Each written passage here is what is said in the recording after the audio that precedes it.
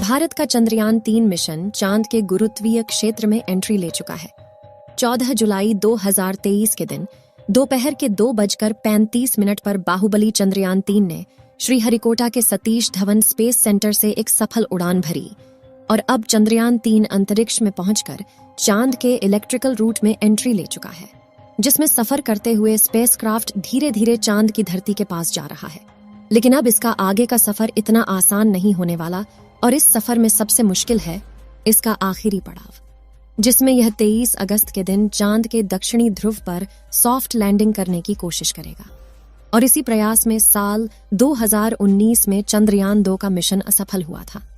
तो अब सवाल आता है कि आखिर क्यों चांद पर जाना इतना भयानक है, और नासा के वैज्ञानिकों ने चांद पर ऐसा क्या देखा कि 70 दशक में चांद पर जीत हासिल करने वाले नासा ने अचानक से अपने सारे मून मिशन बंद कर दिए। इस वीडियो में हम चांद से जुड़ी इन्हीं रहस्यमयी बातों से पर्दा उठाएंगे, साथ ही आपको चंद्रयान-3 के बारे में भी कुछ नया और अनोखा बताएंगे, तो वीडियो को पूरा देखिएगा। दोस्तों, पृथ्वी से चंद्रमा की पूरी तरह से गोलाई दिखाई देती है। वास्तव में चांद भी पृथ्वी की तरह अंडाकार है। चांद की सतह पर बेहद स्थिर और हल्का वायुमंडल मौजूद है। यह तो आप जानते ही होंगे कि साल 2009 में चंद्रयान-1 मिशन ने चांद पर पानी की खोज की थी।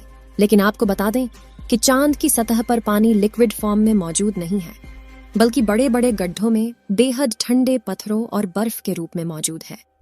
साथियों, चांद से जुड़ी ये रहस्यमयी बात यह भी है कि स्विट्जरलैंड की यूनिवर्सिटी ओनफ बीसेल ने अपने अध्ययन में यह बात खोज निकाली थी कि चंद्रमा पृथ्वी पर रहने वाले लोगों की नींद पर भी असर डालता है। कहा जाता है कि जहां अमावस के दिन लोग काफी अच्छी नींद कर पाते हैं, वहीं पूर्णिमा पर उन्हें कम नींद आती है। हालांकि विज्ञान ने इस बात को पूरी तरह से स्पष्ट नहीं किया और आज भी कुछ वैज्ञानिक इस बात पर अध्ययन कर रहे हैं। साथियों, चांद की जमीन काफी ऊबड़ खाबड़ है और इसमें कई बड़े बड़े क्रेटर यानी गड्ढे मौजूद हैं, जो इतने बड़े हैं कि पिछले करोड़ों सालों से इनके अंदर सूरज की रोशनी तक नहीं पहुंच पाई है। इनमें से सबसे बड़ा गड्ढा चांद के दक्षिणी ध्रुवों में मौजूद है। इस गड्ढे का डायामीटर 2500 किलोमीटर और गहराई तो इतनी ज्यादा है कि इसमें एक के ऊपर एक करके 10 बुर्ज खलीफा समा जाएं।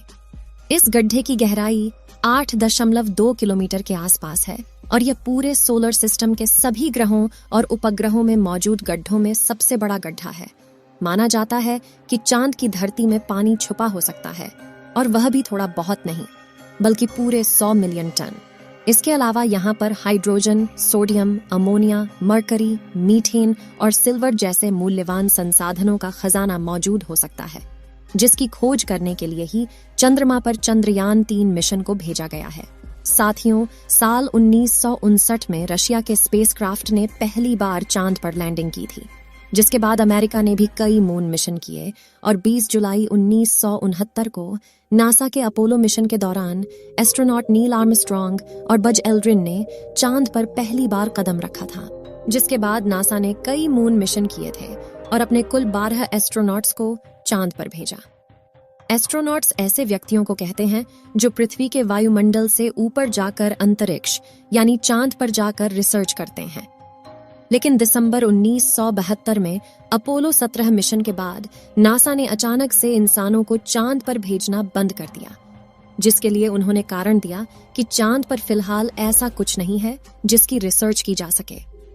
लेकिन कुछ लोगों का यह भी कहना था कि नासा ने असली कारण को छुपाया है। नासा के द्वारा भेजे गए इन 12 में से कई अंतरिक्ष यात्रियों ने चांद पर कुछ अजीब सी आवाज भी सुनी थी, तो कुछ ने चांद पर बनी अजीब ब्रिज और कूलिंग टावर जैसी रचना को भी देखा था। वहीं चांद की खोज में वैज्ञानिकों को एक सैटेलाइट जैसी रचना भी दिखी थी और वैज्ञानिकों के मुताबिक इसका अपने आप बनना नामुमकिन है। हालांकि नासा ने कभी इस बात पर आधिकारिक बयान नहीं दिया था, लेकिन नासा के वैज्ञानिकों ने कई बार यह कबूला कि चांद पर एलियन का बसेरा हो सकता है। फिलहाल यहाँ सबसे ज्यादा गौर करने वाली बात यह है कि ये सभी मिशन चांद के उत्तरी ध्रुव पर किए गए थे, जहां पर लैंडिंग करना चांद के दक्षिणी ध्रुव के मुकाबले काफी ज्यादा आसान माना जाता है। लेकिन साल 2019 में भारत के चंद्रयान-2 ने चांद के दक्षिणी ध्रुव पर सॉफ्ट लैंडिंग करने की कोशिश की थी और अपने इस प्रयास में चंद्रयान 2 का लैंडर विक्रम बुरी तरह से असफल हुआ था। लेकिन आखिर चांद का दक्षिणी ध्रुव इतना खतरनाक क्यों है, आइए जानते हैं।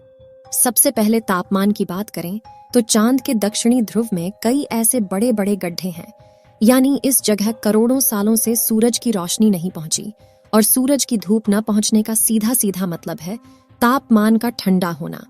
इसलिए कई बार दक्षिणी ध्रुव का तापमान -230 डिग्री सेल्सियस तक पहुंच जाता है।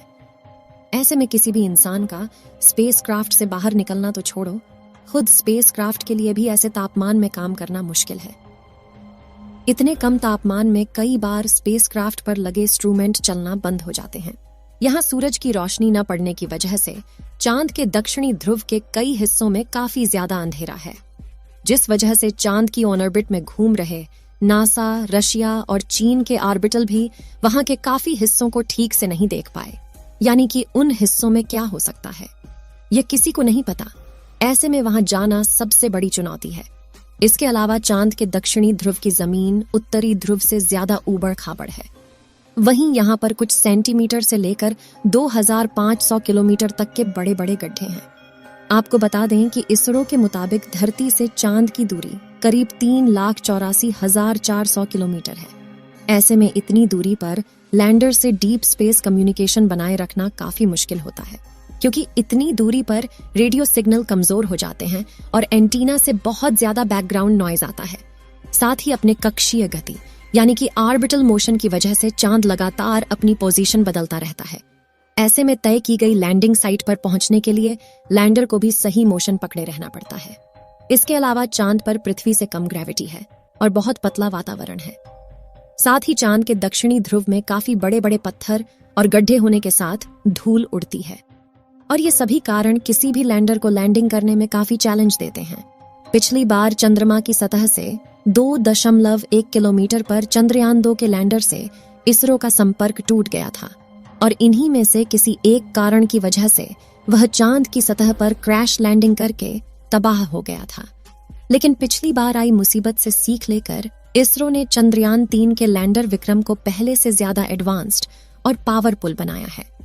जैसे कि चंद्रयान 2 के विक्रम लैंडर में 5 थ्रस्टर्स थे, लेकिन चारों तरफ सही संतुलन बनाए रखने के लिए चंद्रयान 3 के लैंडर में बड़े और एडवांस 4 थ्रस्टर्स लगाए गए हैं। इसके अलावा इस बार के विक्रम लैंडर में लेग्स को बड़ा और मजबूत कर दिया गया है। साथ ही इसकी फ्यूल स्टोरेज कैपेसिटी को भी बढ़ाया गया है। वहीं उसमें लगे कम्युनिकेशन डिवाइस भी एडवांस तकनीक का इस्तेमाल कर रहे हैं, जिससे इस बार लैंडर इसरो से संपर्क न तोड़े। और सबसे जरूरी बात कि सॉफ्ट लैंडिंग सीक्वेंस को भी काफी हद तक सुधार दिया गया है। इन सभी बदलावों से चंद्रयान 3 के लैंडर को चांद की सतह पर सॉफ्ट लैंडिंग करने में आसानी होगी। साथ ही उन सभी बदलावों को टेस्ट करने के लिए सिमुलेशन चलाकर विक्रम लैंडर की हजारों बार टेस्टिंग की गई है, जिसमें ठंडे तापमान में उपकरण चल रहे हैं कि नहीं, उनकी जांच करना, लैंडर के पैरों की मजबूती टेस्ट करना, कम ग्रेविटी में थ्रस्टर्स टेस्ट करना, ऊबड़ खाबड़ सतह पर लैंड करवाना, ये सभी शामिल है। और इसकी लैंडिंग साइट यानी चंद्रमा की धरती पर उतारने की जगह, इसको भी पहले से ज्यादा बढ़ाकर 4x2.4 किलोमीटर की लोकेशन चुना गया है। और यदि सब कुछ प्लानिंग के मुताबिक रहा तो 23 अगस्त के दिन विक्रम लैंडर को चांद की सतह पर लैंड करवा दिया जाएगा। अगर चंद्रयान 3 ने सफलतापूर्वक लैंडिंग कर ली तो भारत पहला देश होगा जिसने इतनी भयानक जगह पर लैंडिंग करवाई है। चंद्रयान 3 के सफल होने की दुआएं आप कमेंट बॉक्स में करते रहें। चलिए दोस्तों, इस वीडियो को यहीं पर खत्म करते हैं। इस वीडियो को एक लाइक जरूर करें और अपने मित्रों तक इस वीडियो को शेयर करें ताकि उन्हें भी जानकारी मिल सके। और अपने भरोसेमंद चैनल को सब्सक्राइब जरूर करें और बेल आइकन को ऑल पर सिलेक्ट करना बिल्कुल ना भूलें। मिलते हैं किसी और नॉलेजेबल वीडियो के साथ। वीडियो को अंत तक देखने के लिए धन्यवाद।